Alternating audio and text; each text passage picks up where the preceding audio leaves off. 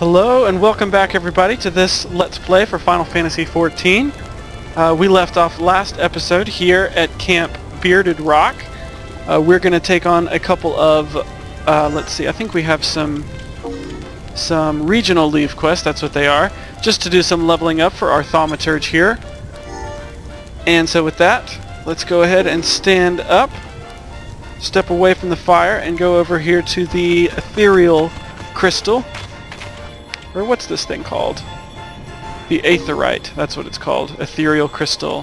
One and the same. Alright, so we're going to initiate Levequest, and we're just going to hit the first one here called a clean sail. Let's see, what does this one have us doing? We are going to be obtaining the following items. Float stone times 20. Let's see, if we do a little bit of reading here, we see soap crafted from rare float stones has become quite popular among well-to-do wives. Shortage of the material, the float stone, so we're going to go out. We are going to be taking float stones from the tiny demons known as Spriggans. So we're going to be hunting down Spriggans and taking items from them. Let's see, what level are we? We are level 7. So given that we are level 7, I think it would be beneficial for us to upgrade the difficulty level from the default of 1 star.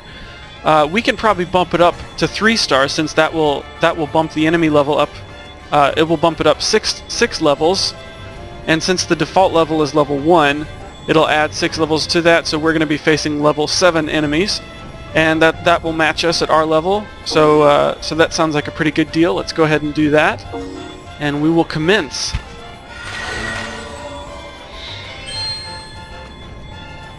Alright, and we'll wait for some direction in the mini-map to show up. Alright, so it looks like we're going to be headed north, as directed by the arrow there.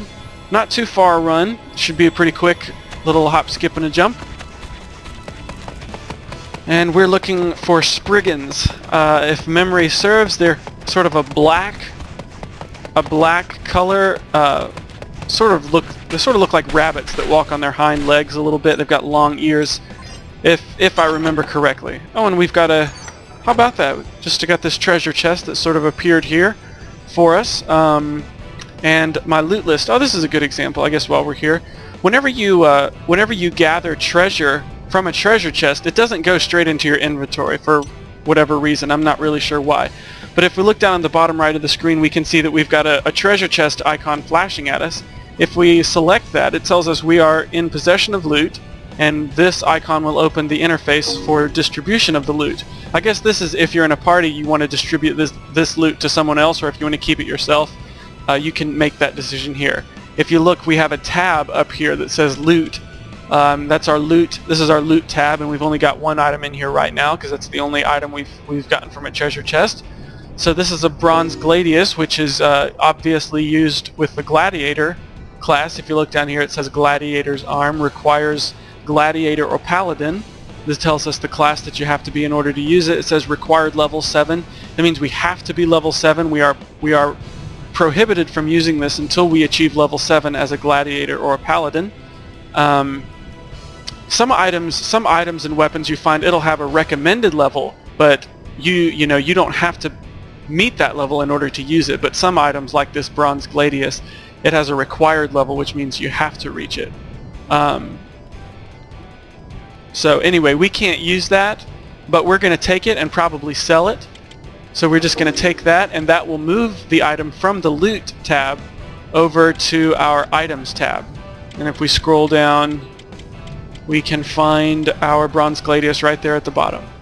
So that's where it is, and that's how treasure works in the game. Every now and again, you will see treasure chests sort of pop up here and there, and anyway, that's what you do whenever you find treasure chests. It's a little bit of an interesting system because you might just sort of assume that, when you activate the treasure chest, whatever was in there should go straight to your inventory, but that's not exactly how it works. All right, so if we look up here, we see there we've got a trio of level 7 Spriggans, and these are the guys we're looking for. These are the monsters we're fighting. You can see the long ears there. I think they're ears. I assume they're ears that on the top of the head there. But anyway, we're gonna get ready to do some fighting. And since this is going to be a little bit more in-depth combat than we've seen in earlier episodes, more recent episodes. We're going to go into active mode. We're going to target the monster, and we are going to start off with Blizzard. I don't know which spell is going to be more effective against these guys starting off, but we're going to try Blizzard to start out with. That was a pretty good hit. Now we're going to use Thunder to see how well that works. It's probably going to kill him. Yeah. So that's good. We got 5 float stones, or 5 chunks of float stone, and it looks like, and what also is a good development for us, it looks like we can attack these guys one at a time. That will make our leveling faster, and it will make combat easier. So it looks like Blizzard and Thunder do just about the same amount of damage either way. So we'll just alternate back and forth between those two. See, that time we only got 2 chunks of float stone, so you don't always get the same number of items, quest items, for killing a monster. Sometimes you might kill a monster and not get any quest items. So you know, there's no set number of Spriggans that we're going to have to kill in order to get all the items that we need. Just going to have to kill as many as it takes. Alright, so we've killed all of the Spriggans in this area, and we are going to have to hunt for some more. Also, one thing I think it's probably a good time to bring it up is if you guys noticed during combat, those last 2 Spriggans that I killed, there was a what did they call it? Where's the icon? A chain bonus, that's what it is. Whenever you kill certain monsters, a lot of times it has to do with monsters that are higher level than you. When you kill so many monsters in a row, you'll get a chain bonus, and that works as sort of an experience point boost. If you look in the general tab down there in the bottom left of the screen, you can see that I got a plus 25 experience point boost there for killing those monsters, and that experience point boost comes from the chain bonus. And there's a time limit. You can see the time limit has almost run out on my current chain bonus. So it's going to run out here in just a second, and we're going to have to start it up again. So anyway, here's another Spriggan, and let's go ahead and attack him. Maybe we'll get a chain bonus. Maybe not, but we'll find out soon. It's always good to have it. Yeah, we didn't get it that time, but it's always good to have it because and to work to build on it. Each time you build on the EXP chain, the time limit, I guess, to build again is shortened. So if you kill one monster, you get the EXP chain times 1. I think the time limit to kill another monster is like 1 minute and 10 seconds or something like that. Whenever you get to chain bonus 2, that time limit drops to like 50 seconds. Whenever you get to chain bonus 3, that drops to like 35 seconds. When you get to chain bonus 4, it drops to like 20 seconds. So it encourages you to kind of kill monsters rapidly in succession. And you can really manipulate that system. You can manipulate that system to get huge chain bonuses if you play it the right way. We're not really at the proper level to be able to play the system like that right now. But see, I got an EXP chain times 1, and what's the time limit on there? 1 minute and 20 seconds. So we actually have a pretty substantial cushion here to find another enemy and try to boost that EXP chain. So without further ado, let's see if we can actually go and do that.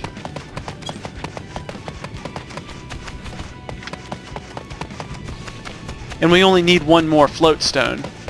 So we should be able to finish the quest here, killing this particular Spriggan, as long as he gives us at least 1 float stone. Alright, go into active mode and attack.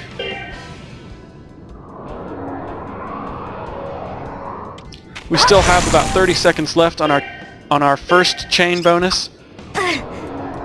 We should kill him here. Yeah, now see, we got to EXP chain 2, and that reset the chain bonus timer to 1 minute. And we did not actually get any float stones for that, so we're going to have to keep looking for monsters.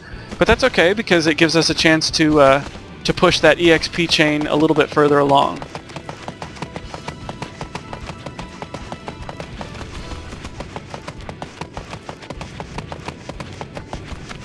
And then we got another level Spriggan. It seems like we're just kind of running back and forth between one hotspot and the next. And, you know, sometimes that's just what it takes. Alright. Oh, looks like we aggroed one of those Chigos over there, so we'll have to take care of him too. But that won't be a big deal. We've hardly lost any health. I'm surprised that we've done so well against monsters that are the same level as us. Alright, and we did get to EXP chain times 3. That's pretty cool. Now, since the Chigo here, or however you say it, the Chigo is a lower level than us, even when we kill it, it's unlikely that it will extend the chain bonus. Because I think you have to kill monsters that are either the same level as you or higher in order to keep the chain bonus going. Yeah, see, we didn't do anything to extend the chain bonus there, so it looks like we're probably going to let that chain bonus expire, which is okay, because we're done with the quest anyway. We're going to head back to Camp Bearded Rock. We got 306 gil, it looks like, or 377 gil, all told. So we're going to return to Camp Bearded Rock. The other nice thing about those ethereal nodes is that it restores your HP and MP, so if you can make it to the end of the quest, there's an automatic health and magic restore coming your way, so that's pretty sweet. Alright, I'm going to try one more quest. I actually just kind of upgraded my YouTube account, so I don't think I'm going to need to worry about the 15-minute time limit anymore. I'm going to go ahead and do another Levequest here. If I find that I can't upload, I'll just cut the video here and split it into 2 different parts, but I'm going to try to keep it with one video and have 2 Levequests that I do for this one video. So we'll see what happens here, but we're going to try When Bats Cry.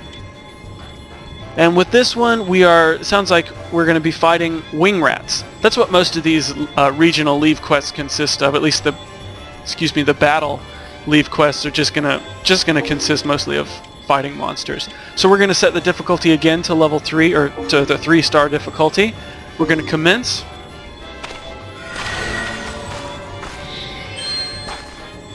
And we are going to get ready and head out.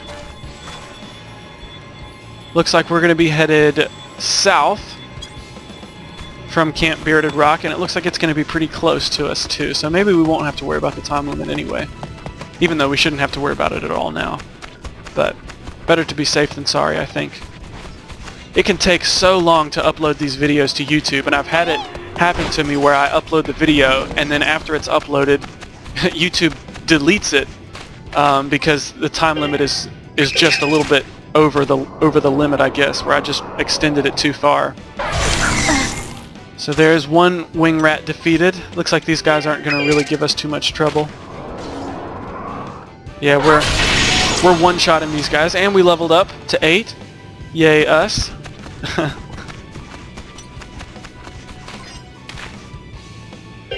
You know, maybe just for the sake of demonstration, I'll go ahead and activate this some of our other spells that I have here.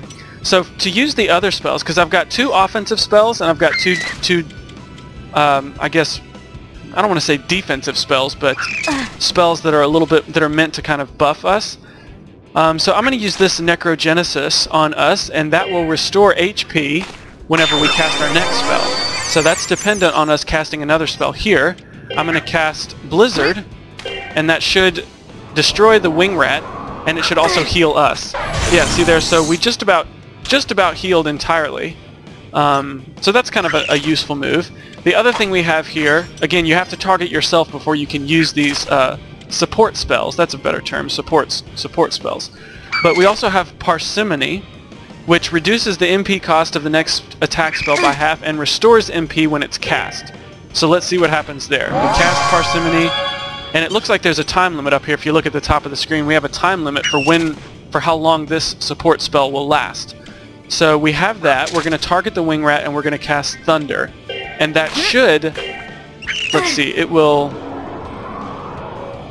well, it doesn't look like we actually lost any MP there. So what I think what it did there was it cut in half the cost of the Thunder spell, and then it restored some MP to the bar. So I guess that it canceled each other out, so that basically it ended up not really deducting any MP from our meter there. So anyway, that was a pretty quick one, and we leveled up to level 8. We're going to go ahead and head back to Camp Bearded Rock. We got 4 salt cod, by the way, as I guess What was that? I don't know if that was a reward for completing the quest or if that was a spoil from combat, like if we got it from killing the Wingrats. So anyway, that's 2 Levequests down, and I think that's probably going to do it for this video. I'm going to take a quick look in my inventory to see. We have just about 1,000 gil, just over 1,000 gil. I'm wondering if we have enough gil to go and purchase some new equipment, because we're starting to get to a level where we might need to get some new equipment. You know, we have these weathered equipment, weathered camise, or camise, I'm not sure how you say that. But all this weathered clothes, worn out stuff that we have that are really meant mostly for lower level combat and lower level endeavors, and we're starting to kind of get to a point where it's probably time to upgrade. But anyway, maybe we can do that in the next video. We can certainly go and take a look to see if there's anything worth buying, whether we can afford anything at this point. But that's going to do it for this episode, I think. I hope you guys enjoyed it. I appreciate you watching, and we will see you next time.